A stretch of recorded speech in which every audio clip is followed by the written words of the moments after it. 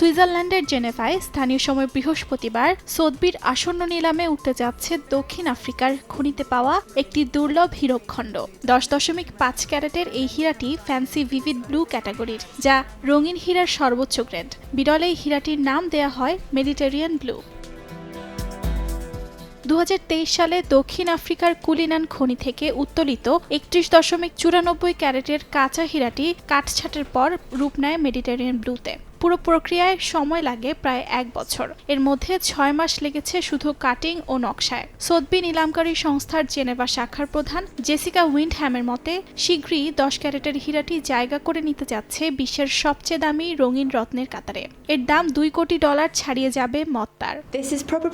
এটি সম্ভবত সাম্প্রতিক সময়ে বাজারে আসা অন্যতম রোমাঞ্চকর নীল হীরকখণ্ড। আমরা এর নাম দিয়েছি মেডিটেরিয়ান ব্লু, কারণ এতে যে গাঢ় নীলাভ আভা দেখা যায় তা ভূমধ্যসাগরের পানির নীল রঙকেই স্মরণ করিয়ে দেয়। এমন হীরার বাড়তি মূল্য থাকবেই, কারণ এটি একেবারে নতুন, সদ্য বাজারে এসেছে।